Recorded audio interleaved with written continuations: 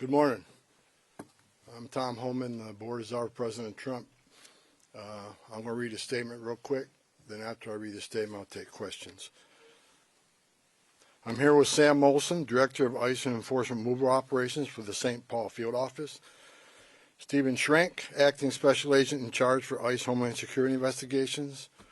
And Chris Kuhn, Deputy Chief Patrol Agent for the United States Border Patrol. I'm very pleased to report that this surge operation and our work here with state and local officials to improve coordination and achieve mutual goals, as well as our efforts to address issues of concern here on the ground, have yielded the successful results we have came here for. The Twin Cities and Minnesota in general are and will continue to be much safer for the communities here because of what we have accomplished under President Trump's leadership. I previously shared with you before I got here. Before I even got here, I met with, I said I was going to meet with the governor, the AG, and the Mayor Fry, Mayor Herr, and I've done all of that. I've also met with various police chiefs and sheriffs. And one thing we all had in common was the importance of ensuring and maintaining public safety. Overall, we made a lot of progress through extensive engagement, meeting with them and other key stakeholders. And it is expected that those engagements and discussions will continue going forward in order to enhance exchange of information and more coordination. As a result of this surge operation, we have greatly reduced the number of targets for enforcement action. And many criminal aliens have been arrested and taken off the streets, including murderers, sex offenders, national security threats, gang members, and other violent criminals. Just this week, ICE arrested a criminal alien with criminal convictions for rape, acts with a child under 14 years of age with force, lewd and lascivious acts with a child under 14. ICE also arrested 2 criminal aliens with criminal sexual misconduct convictions, among other violent criminals. Through targeted enforcement operations based on reasonable suspicion and prioritizing safety and security, ICE will continue to identify, arrest, and remove illegal aliens that pose a risk to public safety, like we've done for years. And our officers will carry out their duties with professionalism, integrity, and compassion, like we've done for years. We will enforce the immigration law against all persons in the United States illegally. I want to say something about the various unfounded complaints I'm hearing about ICE enforcement operations. During the surge operation, ICE has not arrested anybody inside a hospital.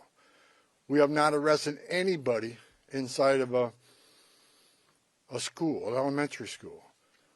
We have not arrested anybody inside a church. As a matter of fact, the only ones that disrespected the sanctuary of a church were the agitators that have been arrested and prosecuted, and so far we have 9 of them. However, those locations are not off the table. I said from day one, there's no sanctuary for a significant public safety threat or national security threat. But as far as those stories about ICE going into churches and arresting people in hospitals, it simply has not happened. And if you have a case where it happened, you let me know. Because all the digging I've done here, I can't find a single one. Under President Trump's direction, we have obtained an unprecedented level of coordination with law enforcement officials that is focused on promoting public safety across the entire state. While I don't agree with Governor Walz and Attorney General Ellis on everything, I appreciate the support the governor gives to state agencies who coordinate with us in a manner intended to promote public safety. And I appreciate the AG having an open dialogue with me. Early on, the first meeting I had, acknowledging that county jails may notify ICE of the release date of an inmate, just as long as they don't hold them past the time they would normally release them.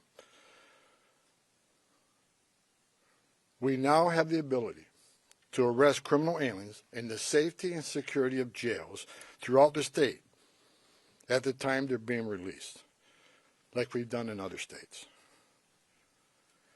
I've also directed the strategic placement of officers in certain areas throughout the states that can respond quickly to sheriffs that want to release somebody and notify us we need to be nearby so they don't hold them unnecessarily. So we worked on a strategic plan to reassign officers in those key locations. Arresting a public safety threat and the safety and security of a jail is safer for the alien, it's safer for the officer, and safer for the community. I think we all can agree on that. It requires less resources for at-large operations. It just makes sense. I'll say it again, as I've said many times, we are not asking local law enforcement to act as immigration officers. I don't want them to be immigration officers. We're the immigration officers. We just want them to be cops. We're asking law enforcement to coordinate with other law enforcement to help keep public safety risks out of the communities. We have also strengthened our existing coordination with the state to target and take custody of criminal aliens more efficiently and effectively. As a result of our efforts here, Minnesota is now less of a sanctuary state for criminals. And we are proud of the public safety threats we have removed from the criminal aliens out of the state. As I said in my first press conference a couple weeks ago, President Trump didn't send me here because the operations were being run and conducted perfectly. I came here to identify issues and implement solutions to improve our mission execution. Since that time, in order to improve target enforcement operation, I and my team here, we made personnel changes. We integrated BP with the ICE teams. We established a single unified chain of command structure. We strengthened joint intelligence and targeting capabilities. We deployed body cameras. We increased the footprint of internal affairs. We commuted zero tolerance for misconduct. President Trump also deployed me here to work with state and local officials to de-escalate the intense, volatile reactions and conflicts that have unfolded on the streets here between federal law enforcement and unlawful agitators. While working to course correct and improve how enforcement operations are being run and executed here, and even before I was sent up here, I've been saying over and over that forcibly assaulting, resisting, opposing, impeding, intimidating, or interfering with a federal law enforcement officer is a crime in violation of USC 111. It's not okay and will not be tolerated. Zero tolerance if you cross that line and put hands on a ICE officer. Not only is such activity unlawful, it is dangerous, and sadly we have seen tragic consequences, as well as adverse impacts on businesses and the communities here in the city. While the Trump administration supports everyone's First Amendment right to freedom of speech and assembly and to petition, it has to be done lawfully and peacefully.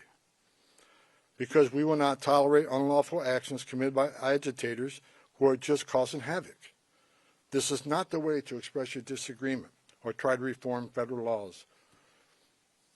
Go talk to your members of Congress if you want the laws changed in this country. Nor is doxing federal law enforcement personnel and their families, it's just not right. Enough is enough with this misguided, reckless, and shameful behavior. We don't want to see any more bloodshed. I don't want to see any more bloodshed. I pray every night for the safety of our law enforcement personnel and the safety of those in the community, whether you're here legally or illegally. I don't want to see anybody harmed. If you break the law, we're going to arrest you. We have already arrested more than 200 people for violations of USC 111. The U.S. Attorney's Office has already accepted many for prosecutions, and some are still pending. I have also received commitments from state and local law enforcement that they will respond if federal law enforcement is being impeded or assaulted. They will shut down unlawful agitator activity, including arresting agitators involved and seeing them follow through. And we're seeing them follow through on those commitments. We've seen this past weekend that the state and local law enforcement have taken actions when it comes to public safety. And bless them for doing that. Since I have been here, I've repeatedly emphasized that the unlawful and violent agitator activity is unacceptable and must wind down as a condition for further drawdown of law enforcement personnel. I cannot remove law enforcement personnel while violence poses serious risk to our officers. I will not leave my officers in that position. It is worth knowing that in all my meetings and discussions since I got here, I've not heard one federal, state, local law enforcement, or judicial official nor any member of the business or faith communities that I met with say that ICE is an illegitimate agency that doesn't have a real mission. Quite the opposite. All I've heard is the acknowledgement that federal immigration laws passed by Congress do exist, and ICE has a legitimate responsibility to enforce those laws. ICE is a legitimate federal law enforcement agency. We're not out scouring the streets to disappear people or deny people their civil rights or due process. In addition to taking public safety threats off the street, ICE here in this state have located 3,364 missing unaccompanied alien children. Children that the last administration lost and weren't even looking for. That's because of the leadership of President Trump, these children were located. As part of the de-escalation efforts, I have called on state and local officials these past few weeks to tone down the rhetoric and denounce unlawful activities being conducted by the agitators. We don't have to agree on everything, and we definitely do not. But we all agree that the lawlessness and chaos and disruption that is occurring on the street needs to end. I want to thank Governor Walz for his messages focusing on peace and his support for the Minnesota State Troopers to respond to unlawful situations that put federal officers and the public at risk.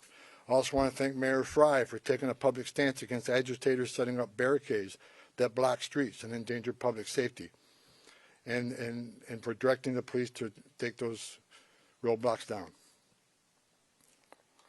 Additionally, I want to thank Police Chief O'Hara, Sheriff Witt, and various other local law enforcement for their responsiveness and efforts to maintain law and order in the streets. We've seen a big change here in the last couple of weeks, and it's all good changes. I'm also pleased to report that we're seeing a notable decrease on unlawful agitator activity here in Minneapolis and overall throughout the state. This is great news for Minnesota communities that have been adversely impacted by the lawlessness and chaos on the street.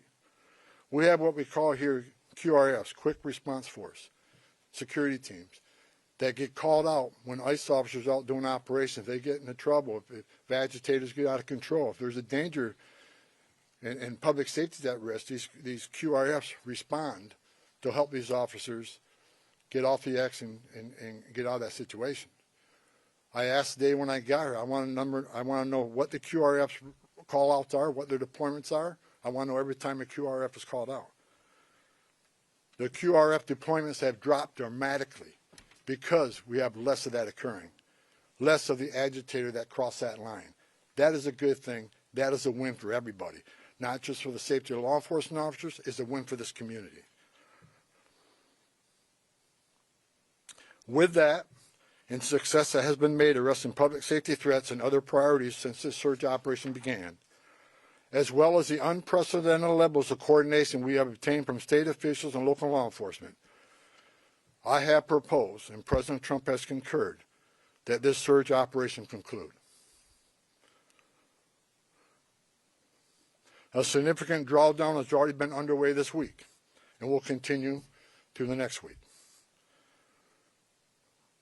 We have a lot of work to do across this country to remove public safety risk who shouldn't even be in this country, and to deliver on President Trump's promise for strong border security and mass deportation. Law enforcement officers drawing down from this surge operation will either return to their duty stations or be assigned elsewhere to achieve just that.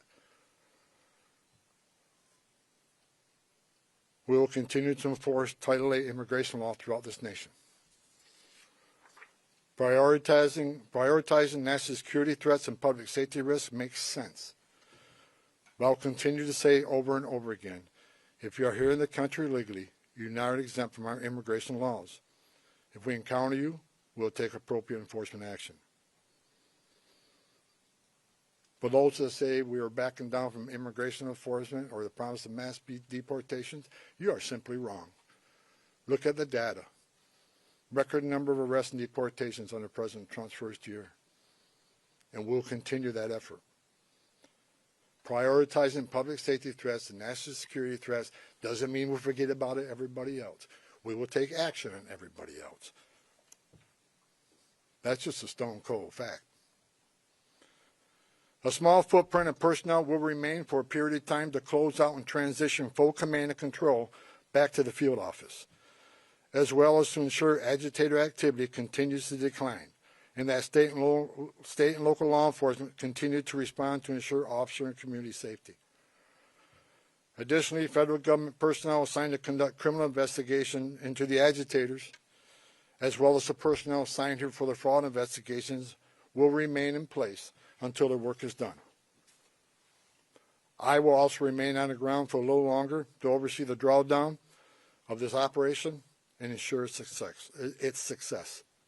In closing, I want to thank the leadership and senior management that I've worked with for your efforts into these issues, determine deficiencies and challenges, present solutions, and implement improvements that will benefit how operations are run and executed nationwide. God bless the men and women of ICE, men and women of the Border Patrol. Appreciate everything you've done for us. Also, with sincere gratitude, President Trump and I want to thank the men and women of ICE and CBP and partner agencies who have been assigned here during Operation Metro Surge. You achieved a great success for the Minnesota communities. Thank you to your families as well, because I know they sacrifice also. Thank you, President Trump, for your vision, as well as your support and confidence in these brave, dedicated patriots that work hard to deliver on your strong commitment to law and order, public safety, prosperity for American communities. Today, we have the most secure border in American history. We are seeing record numbers of people being arrested and deported. Your promise to make America safe again is being played out every day on the streets of this country. I've said it many times. I worked for 6 different presidents, 10 different administrations. No one has done it better than President Trump. God bless this great country. I'll take questions now. We'll take a couple questions, no follow-ups. I'll start off with Frankie. Yep. Mr. Homan, as immigration enforcement continues across the country here in Minnesota as well, how do you hope to gain the trust of individuals here that have kind of been wary of seeing federal officers on the street, but let's say 6 months from now, we still have the office here, we still are enforcing immigration across the country. What do you hope things to look like, and what are you asking for the public? Look, I just want people to look at the data on what this administration has done. You know, the number of public safety threats we removed from the streets across this country, that makes these communities safer. ICE has had an office here for decades. Before it was called INS, Immigration Naturalization Service. This footprint will remain here, and they'll continue to do immigration enforcement here. But as President Trump has said from day one, we're going to prioritize the public safety threats. Again, but prioritization doesn't mean forget about everybody else. That means if you have a criminal alien here and non-criminal here, the criminal always comes first because he's the biggest threat to the communities. We're going to continue to force immigration law, but we won't get back to the footprint here, the normal footprint here. But there will be some security teams staying here, the QRFs, until we're assured that those agitators incidents either stay low or further decline. I'm not going to remove everybody out of the safety of our officers, but like I said, and Operation Metro Surge is ending. And in the next week, we're going to deploy the officers here in detail back to their home stations or other areas of the country that are needed. But we're going to continue to enforce immigration law. That's what the American people voted for. But it has to be a priority of criminals. And look, I hear all the hate about, you know, you should arrest everybody. Well, we are. But we're prioritizing those who are the biggest threat to our community. The rapists, the murderers, the child molesters. That's the right thing to do. But I'll say it again. President Trump made a promise of mass deportation, and that's what this country's going to get. But it's smart law enforcement to do target enforcement operations. Now, I've heard people attacking using the word targeted. I sat for the last 2 months when I watched this operation, daily press briefs are talking about targeted operations. Nothing changed, other than we're going to make sure they're targeted and make sure we know who we're going for, what their immigration record was, their criminal history. That comes first. But enforcement of Title VIII is not going to end. If you're in this country legally, you're not off the table. And I think we're proving that if you look at the data. Mr. Homan, just had a question about the final number of arrests you had and how many of those people arrested were those targeted security threats you were after? I don't have that exact breakdown. I know we've made over 4,000 arrests here.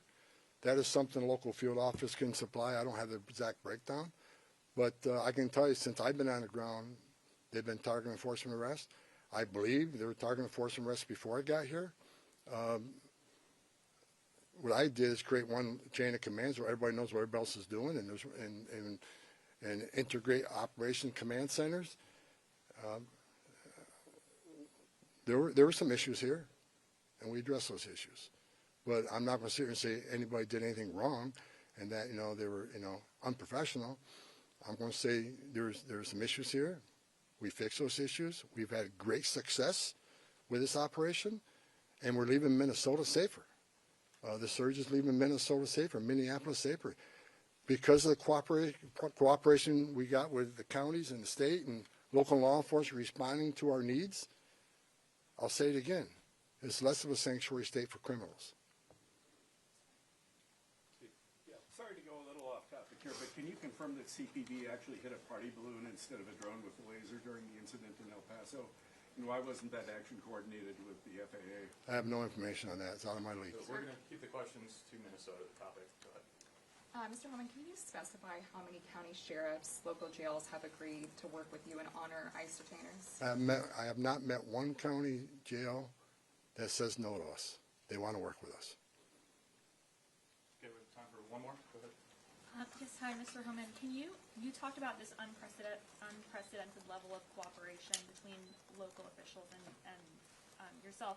Can you explain more what is changed now in terms of that cooperation from before? Several things have changed. First of all, when the agents were out doing operations and the agitators got a hand and posed a public safety threat, not just to the officers but the communities, law enforcement response has been sporadic at best.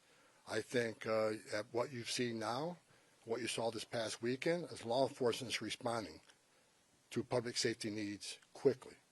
And people were arrested for violating city ordinances as far as when unlawful assembly and so forth. They come to assist us to make sure our officers, the person we have in custody, leave that scene safely. You've seen it this weekend, and I'm happy that the local and state was there also, that responded, and we haven't seen any incidents of them not responding since we have these agreements in place now.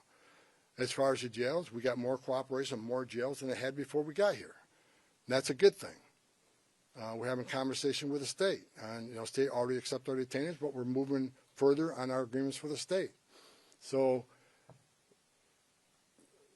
the cooperation we have here is going to keep this city safer. It's going to keep our agents safer. Arresting public safety threats in a jail just makes sense. If you look at, I was talking to my chief of staff this morning on the way over here. I see that most people on the other side, when I say the other side, they say that, this argument with Democrats versus Republicans, whatever. But most of the people, even Democrats, are saying they want public safety threats to be the focus. They think public safety threats, illegal aliens, should be addressed. But to say that and not let us into jail, you can't square that. I just noticed the governor of New York, my home state. I've heard her say that she believes public safety threat, illegal aliens should be the focus of ICE. But to have a press conference last week to lock us out of the jails and end 287G agreements, how do you square that? You can't. So again, prioritization of public safety threats don't mean we forget about everybody else. We're going to enforce the immigration law, and we're going to have a mass deportation. President Trump promised that, and we're committed to that.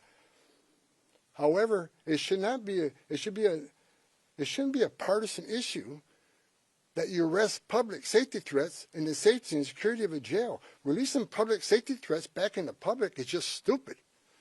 And I've been arguing this for years. And I hope Congress takes action on sanctuary cities and sanctuary states.